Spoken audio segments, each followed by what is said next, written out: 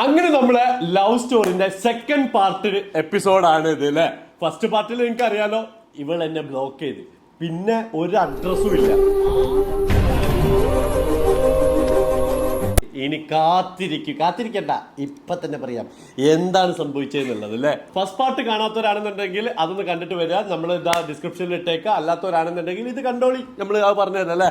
അപ്പൊ എന്തായാലും ഇന്നത്തെ എപ്പിസോഡിലേക്ക് എല്ലാവർക്കും സ്വാഗതം. അങ്ങനെ ഇവള് എന്നെ ബ്ലോക്ക് ചെയ്ത്, ഇവളെ ഒരു കണക്ഷനും കിട്ടുന്നില്ല. ഇവളെ ബർത്ത്ഡേക്ക് ഞാൻ കുറെ വിഷ് ചെയ്ത്, അത് കഴിഞ്ഞിട്ട് വിളിക്കും വാട്സാപ്പിലൊക്കെ ബ്ലോക്കാണ്. നമ്പർ കോള് ബ്ലോക്ക് അല്ലേ? ബ്ലോക്ക് അല്ല, അതായത് ഞാൻ ഫ്ലൈറ്റ് മോഡ് ചെയ്ത് വെച്ചതാ. ബ്ലോക്ക് അല്ല, ഒന്നിലും ബ്ലോക്ക് അല്ല. പിന്നെ വാട്സാപ്പിന്റെ ഡാറ്റ ഓഫ് ചെയ്തിടാൻ പറ്റുന്നതുകൊണ്ട് ഇങ്ങനെ സാധനങ്ങളൊക്കെ ഉണ്ടെന്ന് നമുക്ക് പിന്നെയാണ് മനസ്സിലാവുന്നത്. അപ്പൊ ഫൈനലി നമുക്ക് ഓളോട് തന്നെ ചോദിക്കുക എന്താണ് അപ്പൊ സംഭവിച്ചതെന്നുള്ളത്. ഞാൻ വിചാരിച്ചു ഒരു കണക്ഷനും ഇല്ലാതെ ഇങ്ങനെ മറ്റെന്താ പറയാ, ഒരു അറ്റ്ലീസ്റ്റ് ഒരു മെസ്സേജിൽ ആൾക്കാർക്ക് ഒതുക്കാമല്ലോ. എന്ത് ഞാൻ വേറെ എന്തെങ്കിലും ആണ്, അല്ലെങ്കിൽ എനിക്ക് എന്തെങ്കിലും പറ്റി, അല്ലെങ്കിൽ എന്റെ പേടി അങ്ങനെയാണ്, എന്തെങ്കിലും പറ്റിപ്പോയി. കാരണം അങ്ങനെയുള്ള ആൾക്കാർ ഒരു കണക്ഷൻ വിടുകയൊക്കെ ഉള്ളൂ. അപ്പൊ പറഞ്ഞോ എന്താണ് സംഭവിച്ചതെന്നുള്ളത്. എനിക്ക് പക്ഷെ അതത്ര വലിയ കാര്യമായിട്ട് ഫീൽ ചെയ്യുന്നില്ല. കാരണം എന്നെ അറിയുന്ന ആൾക്കാർക്ക് അറിയാം ഞാൻ അങ്ങനെയാണ്. ഞാൻ ഫാമിലിക്ക് ഭയങ്കര ഇമ്പോർട്ടൻസ് കൊടുക്കുന്ന ഒരാളാണ്. അപ്പൊ നമ്മൾ ആരും ഇമ്പോർട്ടൻസ് ഒന്നും കൊടുക്കുമായിരിക്കാം, അപ്പൊ ഫാമിലി ഇമ്പോർട്ടൻസ് കൊടുക്കുന്ന ആൾക്കാർ ഫോൺ റെസ്പോണ്ട് ചെയ്യൂലേ? അല്ല, അതിൽ ഞാന് കഴിഞ്ഞ നമ്മുടെ നോമ്പുതുറയുടെ പിന്നെ വ്ളോഗിൽ അവർ കണ്ടിട്ടുണ്ടാവും. ഞാൻ അവിടെയാണ് മോസ്റ്റ് ഓഫ് ദി ടൈം ഉണ്ടാവാറുള്ളത്. അതായത് ഇവിടെ വീട്ടിലാണ്.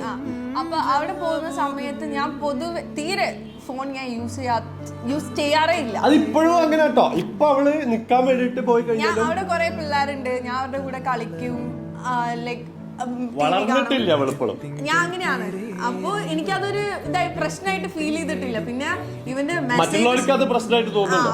ഇപ്പോഴാണ് അതൊരു വലിയ പ്രശ്നമായിട്ട് എനിക്ക് തോന്നുന്നത്. ശരിയാണ്, അത് മോശമായിട്ടുള്ള ഒരു കാര്യമാണ്. റെസ്പോണ്ട് ചെയ്യണം, അല്ലെങ്കിൽ എന്താ പറ്റിയെന്ന് നമ്മളിപ്പോ എന്താണെന്നുണ്ടെങ്കിൽ ഞാനൊന്നും എപ്പോഴും ഇങ്ങനെ ചാറ്റ് ചെയ്തിരിക്കുക, എപ്പോഴും കോൾ ചെയ്തിരിക്കുക. ഞാൻ പറയുന്നത് നിങ്ങള് മെയ്ഡ് ഫോർ ഈച്ച് അതർ ആണ്. നീയും റെസ്പോണ്ട് ചെയ്യാതെ നിന്ന ടൈം ഉണ്ടായിരുന്നു. അല്ല, അത് ഞാൻ പറഞ്ഞില്ല. ഞാൻ അറ്റ്ലീസ്റ്റ് എന്താണ് എവിടെയാണെന്നുള്ളത് ഇടയിലെങ്കിലും എടുത്ത് പറയും. കുറെ സംസാരിക്കാൻ നിൽക്കൂലെന്നുള്ളൂ.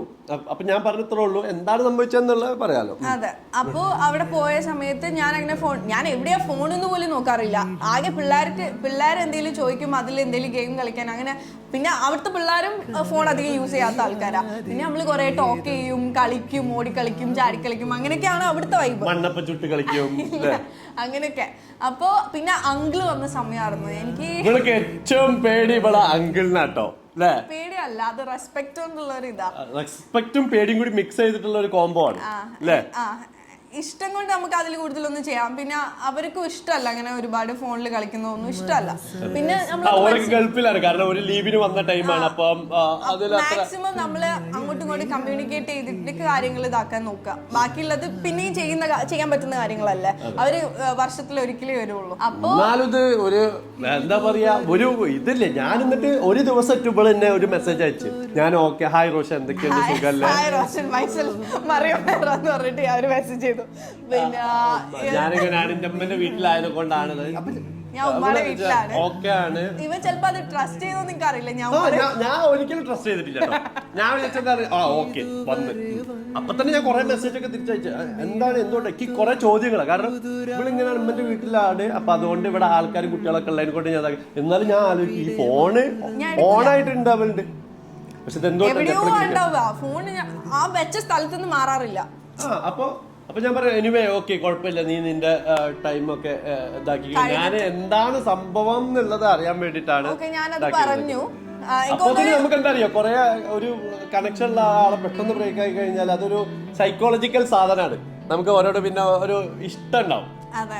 പിന്നെ അവരെ കിട്ടണം എന്നുള്ളൊരു സാധനം വരും, ടൈം വേണം, അവര് തരണം എന്നുള്ളൊരു സംഭവം വരും. എനിക്ക് തോന്നുന്നൊരു 10-15 ഡേയ്സോളം അങ്ങനെ ഒരു കമ്മ്യൂണിക്കേഷൻ ഇല്ലാണ്ട് നിന്നിട്ടുണ്ട്. അതെ, ഞാൻ ഭയങ്കരമായിട്ട് ഞാൻ പിന്നെ അത് നോക്കാതെ ഉള്ള അവസ്ഥയിലെത്തി. അപ്പൊ വീണ്ടും ടൈം തന്ന്, അത് സത്യം ചിന്തിച്ചാണ് റീതിങ്ക് ചെയ്യേണ്ടതായിരുന്നു. അപ്പോഴും ഞാനത് മനസ്സിലാക്കിയില്ല. ഞാൻ വീണ്ടും ഇവിടെ വന്ന് ഞാനൊക്കെ നിർത്തി പോയ ടൈമിലാണ് പിന്നെ ഇവള് വന്നപ്പോ ഓക്കെ, ഞങ്ങൾ പിന്നെയും കണക്ഷൻ തോന്നി. പിന്നെയും മെസ്സേജും കോളൊക്കെ ഇടയ്ക്കെങ്കിലും ഇവള് ഇടയ്ക്കൊന്ന് മെസ്സേജ് അയക്കും, എന്നിട്ട് കുറച്ച് കോളും ചെയ്യും, ചെറിയ കോള്. അപ്പൊ അങ്ങനെ കുറച്ചുകൂടി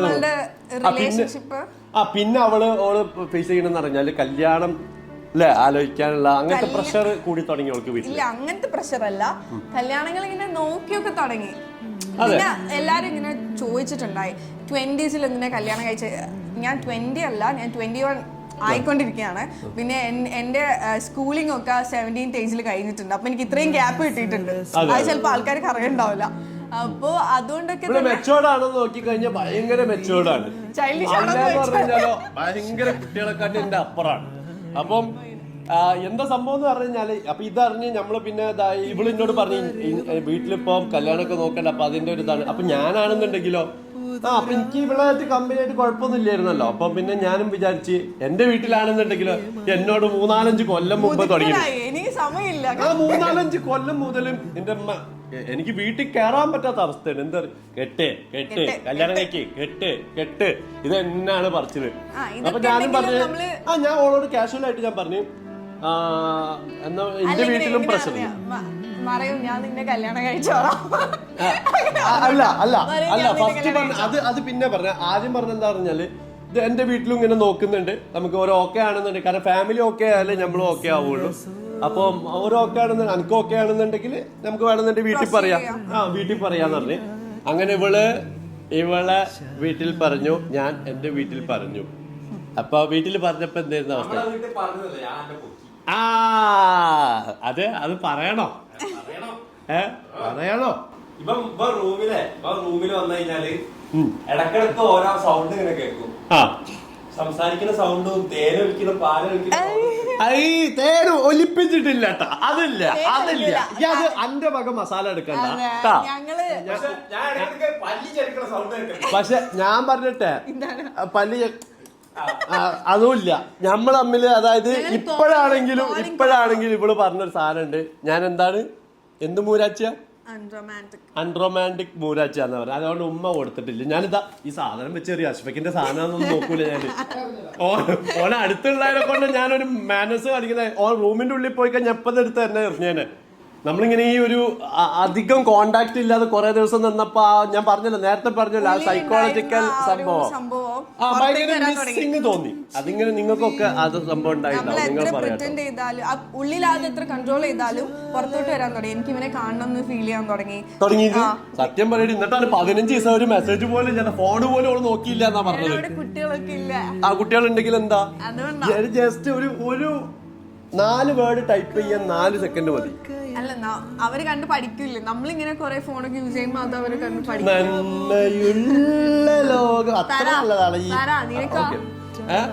എനിക്ക് മിസ് ചെയ്തിരുന്നു. അപ്പൊ മിസ് ചെയ്ത് നമ്മൾ ആ കണക്ഷൻ കിട്ടുമ്പോ പെട്ടെന്ന് ഒരു തൊര ഉണ്ടാവും. ഏത് കൊറേ ദിവസം ഇല്ലാതെ പിന്നെ കണക്ഷൻ പിന്നെ സംസാരിക്കാൻ തുടങ്ങിയപ്പോ അപ്പൊ ഞാൻ ഇവളോട് പറഞ്ഞു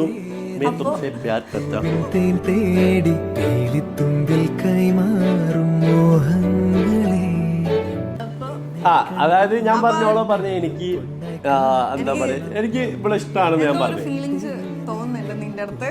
അത് എന്താന്ന് ഡിഫൈൻ ചെയ്യാൻ അറിയില്ല എന്ന് പറഞ്ഞു. ഡിഫൈൻ ഞാൻ പറഞ്ഞിട്ട് പോലില്ല. എനിക്ക് ഇഷ്ടമാണ് നിന്നെ, എനിക്ക് ഇഷ്ടമാണ്. ഞാനല്ലേ പറഞ്ഞു. ഞാൻ പറഞ്ഞു എനിക്കും ഇങ്ങനെ ഒരു ഫീലിങ്സ് തോന്നുന്നുണ്ട്, എനിക്കത് ഡിഫൈൻ ചെയ്യാൻ അറിയില്ല എന്ന് ഞാൻ അവന്റെ അടുത്ത് പറഞ്ഞു. അതൊരു പ്രപ്പോസൽ ആണോ വെച്ചാൽ അത് പ്രപ്പോസലാണ്, എന്നാലോ അതല്ല അല്ല. പക്ഷെ നമ്മൾ എന്തുകൊണ്ടും നമ്മൾ അപ്പം പ്രേമം സ്റ്റാർട്ട് ചെയ്തില്ല അല്ലെ. നമ്മൾ വീട്ടുകാരോട് പറഞ്ഞ് അവര് നോക്കട്ടെ എന്നുള്ളതാണ് നമ്മൾ ഇതാക്കിയത്. അതിനുശേഷം ഞങ്ങള് ഫ്രണ്ട്സിനെ പോലെ തന്നെയാ. ഞാൻ ഇപ്പോഴും മേടാ പോടാന്ന് വിളിക്കുന്നത് എനിക്ക് അങ്ങനെ കാണാൻ പറ്റുള്ളൂ. എന്റെ ഗതി അല്ലാതെ എന്താ പറയാ. എന്നിട്ട് എന്താ പറഞ്ഞ അപ്പൊ ഓള് പറയുന്നുണ്ട്. അപ്പൊ ഓളെ വീട്ടിലും പ്രഷർ ഉണ്ട്. അതേപോലെ തന്നെ എനിക്കാണെന്നുണ്ടെങ്കിൽ ഈ കെട്ടണതിനെ പറ്റിട്ടുള്ള പ്രഷറും ഉണ്ട്. അപ്പൊ ഈ വീട്ടിൽ പറഞ്ഞപ്പോ എന്തായിരുന്നു നിന്റെ വീട്ടുകാരുടെ റിയാക്ഷൻ? ഞാൻ ഫസ്റ്റ് മമ്മിയുടെ അടുത്താ പറയുന്നത്. അപ്പൊ ഉമ്മാടുത്ത് എനിക്ക് എന്തും ടോക്ക് ചെയ്യാം. ഭയങ്കര ഫ്രണ്ട്ലി ആയിട്ടുള്ള ഒരാളാ. അപ്പൊ ഞാൻ ഇങ്ങനെ സംസാരിച്ചു അത്. അപ്പോ ഉമ്മക്ക് കുറെ കൺസേൺ ഉണ്ട്. നിന്നെ അറിയില്ല, എങ്ങനെയാണ് എന്താണ് എന്നുള്ളൊരു സംഭവങ്ങളൊക്കെ ഉണ്ട്. അപ്പോ അവര് ഭയങ്കര കൺഫ്യൂസ്ഡ് ആയിരുന്നു.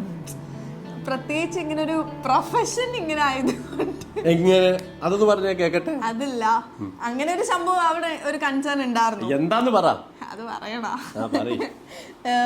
അല്ല, എങ്ങനെ ഒരു ഇത് റെഡി ആയിട്ട് ഇത് കഴിഞ്ഞിട്ടില്ല കേട്ടോ. ഇത് കഴിഞ്ഞിട്ട് വീണ്ടും ഞങ്ങളൊരു ഗ്യാപ്പ് സംഭവം ഒക്കെ ഉണ്ട്. അങ്ങനെ വീട്ടില് പറഞ്ഞപ്പോ ഞാൻ കുറച്ചുകൂടി ഉമ്മനെ കൺവിൻസ് ചെയ്തപ്പോ ഉമ്മ ഓക്കെ ആയി, ഉമ്മക്ക് പ്രശ്നമില്ല എന്നുള്ള രീതിയായി. അപ്പോൾ ഉമ്മ എന്ത് ചെയ്ത് വീട്ടിലെ ബാക്കിയുള്ള ആൾക്കാരോടൊക്കെ സംസാരിച്ചു. അങ്ങനെ ഒരിതിലെത്തി. പിന്നെ ഇവന്റെ വീട്ടിൽ അതിന് ശേഷമാണ് സംസാരിക്കുന്നത്. അവന്റെ മമ്മി ഒരു ദിവസം എനിക്ക് തോന്നുന്നു 2 o'clock ഒരു ദിവസം 2 മണിക്ക് പോലീസ് കയറി വന്നു. 1 മണിക്കേറ്റോ കയറി കേറി വന്നു. വന്ന്. അങ്ങനെ ഉമ്മ അന്നും പതിവ് പോലെ ഉമ്മ എന്ത് ചെയ്യണേ, ഇത് പറഞ്ഞിരിക്കുക ആശയന്റെ മുള്ളിൽ എന്തോ മൂട്ടി അങ്ങനെയാണെങ്കിൽ നിങ്ങൾ ഈ കുട്ടീനെ ഇഷ്ടപ്പെടുമോ നോക്കിയെന്ന് പറഞ്ഞിട്ട് കാണിച്ചു കൊടുത്ത് ഒറ്റടിക്ക്. അതായത് എന്നോട് വെറുപ്പിച്ചോണ്ടിരിക്കുമ്പോ റാശി എന്തോ തിരി കയറ്റി കൊടുത്തിട്ടുണ്ട്. അപ്പൊ വീണ്ടും ഈ വീട്ടിൽ വരുമ്പോ എനിക്ക് ഇങ്ങനെ ഈ സ്ട്രെസ് വരും. അപ്പൊ ഞാൻ എന്ത് ചെയ്യും, എന്നാ പിന്നെ ഈ കുട്ടീനെ താക്കാൻ നോക്കി കൊടുക്കുന്നിട്ട് ഞാൻ വിളിച്ചിട്ട് അങ്ങോട്ട് കൊടുത്തു പോകുന്നു. ഒന്നും പറയാണ്ട് ഒരു ഫോൺ വന്നു. അപ്പൊ ഞാൻ 2 o'clock ഞാൻ ഹലോ. അപ്പൊ അങ്ങനെ മമ്മി സംസാരിച്ച് കുറെ കാര്യങ്ങളൊക്കെ ഇങ്ങനെ എവിടെയാണ്, എന്താണ്, വീട് എവിടെയാ, പേരെന്താ, ഫോട്ടോ അയച്ചു തരുമോ, ഫോട്ടോ അയക്കാൻ വേണ്ടി പിന്നെ നമ്മളെ വെറുപ്പിക്കല ഇമ്മ. ഫോട്ടോ അയച്ചു തരുമോ. എനിക്ക് എന്റെ അടുത്താണെങ്കിൽ ഒരു ഫോട്ടോ പോലും എന്റെ ഇല്ല. ഞാൻ ഇങ്ങനെ ഫോട്ടോസ് എടുക്കുന്ന ഒരാളല്ല. ഇമ്മക്കാണെന്നുണ്ടെങ്കിൽ എന്താന്ന് പറഞ്ഞു കഴിഞ്ഞാൽ ഇമ്മ വെയിറ്റ് ചെയ്യുക ആരെങ്കിലൊക്കെ മോനെ കെട്ടിക്കാൻ വേണ്ടിട്ട്, ആരെങ്കിലൊക്കെ കിട്ടിയാൽ മതി എന്നുള്ള രീതിയിൽ അങ്ങനെയൊക്കെ പറയാം. കാര്യം എന്താ പറഞ്ഞാൽ ഞാൻ നിന്നെ സമ്മതിക്കണില്ല, ഓക്കെ പറഞ്ഞ ഒരാള് ഞാനായതുകൊണ്ട് ഭയങ്കര. കാരണം അതല്ല, മുമ്പ് എനിക്ക് റിലേഷൻ ഉണ്ടായിരുന്നു, ഞാൻ ഏകദേശം ഓക്കെ ആയിരുന്നു. പിന്നെ ഞങ്ങൾ അത് ബ്രേക്കപ്പ് ആയി. പിന്നെ അത് കഴിഞ്ഞ് അതെ വൈക്കോല് വണ്ടി പോലെ ഇപ്പൊ പുല്ലുവണ്ടിയാണ്. അത് ഉണങ്ങിക്കൊണ്ടിരിക്കും, വൈക്കോലായിക്കൊണ്ടിരിക്കുന്നുണ്ട് കേട്ടോ. അത് ഏകദേശം സ്റ്റാർട്ടാവുന്ന മട്ടമുണ്ട് മക്കളെ. അത് ചെറുതായിട്ടൊന്ന് സ്റ്റാർട്ടാക്കി തുടങ്ങിയിട്ടുണ്ട് ആ വൈക്കോല് വണ്ടി. ഓക്കെ, അപ്പൊ എന്തായാലും ഈ വൈക്കോല് വണ്ടി കഴിഞ്ഞിട്ടാ. അപ്പൊ എന്തായാലും ഞാൻ പറഞ്ഞപ്പോ പിന്നെ ഉമ്മ ഇവിടെ നമ്പർ മേടിച്ച് ഉമ്മ എന്നെ അവളോട് ഫോട്ടോ ഒക്കെ അയക്കാൻ വേണ്ടി പറഞ്ഞ് വീട്ടുകാരോട് ചോദിച്ച് അങ്ങനെ കണക്ഷൻ ആയി.